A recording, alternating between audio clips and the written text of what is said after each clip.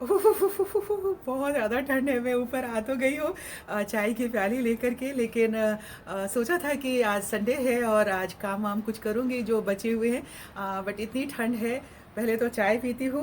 और मौसम विभाग की तरफ से ये फोरकास्ट किया गया है कि 3 दिन ऐसे ही ठंड रहने वाली है दिल्ली में।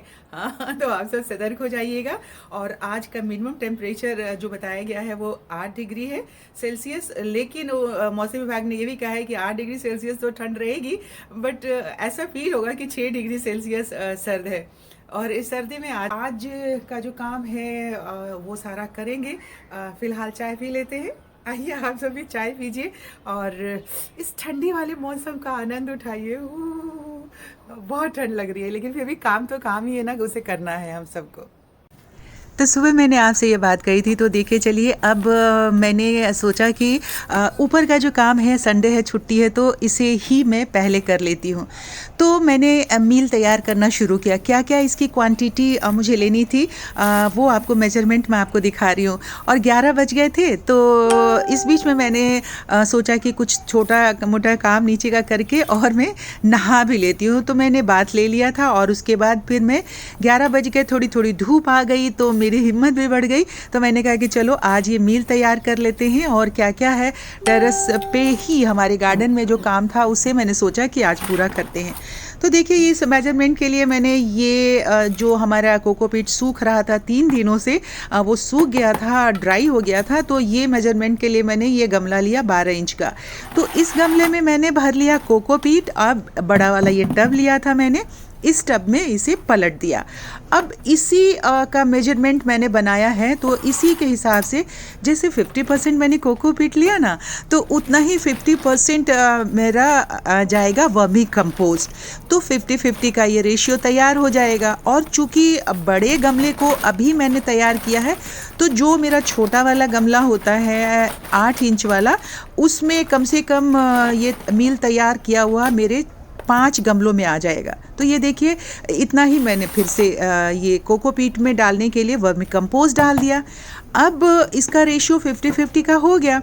अब इसमें मुझे डालना है पैरालाइट, जो मैं ऑलवेज डालती हूँ। और ये इस तरह का मील मैं पिछले 2 सालों से तैयार कर रही हूँ। और पीछे भी एक बार मैंने आप सबको दिखाया था कि किस तरह से लाइट वेट मील में तैयार कर रही हूँ, अपने टेरेस गार्डन पे भार ज़्यादा ना पड़े इसके लिए, और फिर हमें आसानी हो।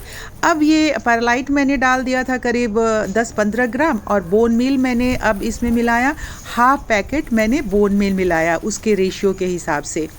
मतलब ये हो गया हमारा 250 ग्राम। और इतना ही मैंने नीम मील भी मिलाया 250 ग्राम के हिसाब से। और ये हो गया आपको एक सही जो है कंसिस्टेंसी में तैयार हो जाएगा ये मील। और इसमें अगर हम प्लांट लगाते हैं तो बहुत लाइट वेट होता है। और यही मील मैं अपने छोटे गमलों में और सीजनल प्लांट के लिए तैयार करती हूँ। ये देखिए ये साफ का फंजीसाइड है, इधर से कट कर दिया था इसलिए पकड़ के मैंने दिखाया। और ये भी करीब 1 मुट्ठी के हिसाब से मैंने इसमें मिक्स कर दिया। इसको अब पूरा तैयार करना था, तो ऊपर से मैंने इसे मिक्स किया। उसके बाद मैंने कहा कि नहीं, इसे हाथ से जब तक हम मिक्स नहीं करेंगे, मान लीजिए बीच में कोई गांठें रह गई हों कोकोपीट का, तो वो इसमें बिल्कुल समतल हो जाएगा और मिक्स हो जाएगा। तो इस तरीके से मैंने हाथ से बहुत अच्छे से सही क्वांटिटी में एकदम से इस मील को मिक्स किया, तैयार किया।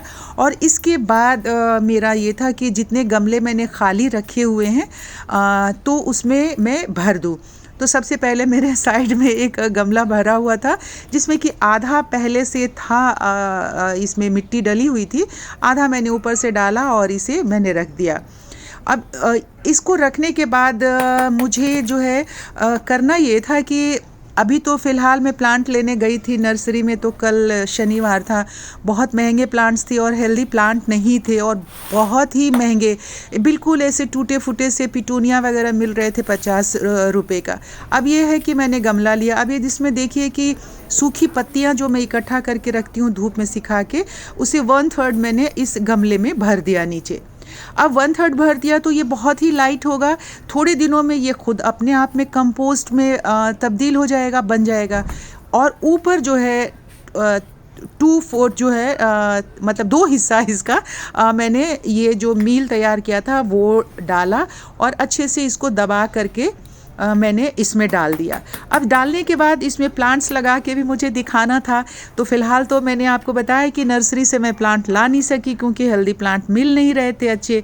तो ये देखिए, ये एनुअल क्रिसैंथेमम का प्लांट है जो कि कुछ जगहों पे बीज से मैंने लगाया था और उसी में से मैंने निकाल के पहले भी लगाया है इकट्ठा करके, और मैंने कहा कि जो खुद ब खुद भी प्लांट उगाए हैं पहले उन्हें इकट्ठा करके एक जगह लगा देते हैं और उसके बाद जो प्लांट्स मुझे कमी लगेगी वो फिर मैं नर्सरी से लाऊंगी। तो ये एनुअल क्रिसैंथेमम जो है कुछ जगह खुद ब खुद ही निकल आए हैं और कुछ जगह हमने बीज से लगाया था। कुछ और प्लांट है जैसे ये भी खुद ब खुद निकल आया था, तो मैं सारे पहले अपने गार्डन से इकट्ठा करके इसे जितने गमलों में लग पाएगा वो लगा दूंगी।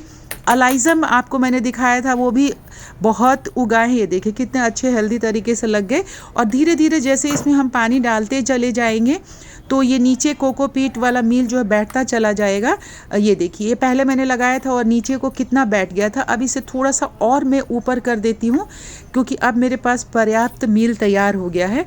इस प्लांट को मैंने 15-20 दिन पहले लगाया था, तो ये बिल्कुल अच्छे से लग गया है। अब इसको मैंने बीज से निकाला और इसे निकालना भी कितना आसान होता है। देखिए, बस हाथ से मैंने पुश किया और निकाल लिया और फिर नीचे मील भर के और फिर वापस लगा दूंगी।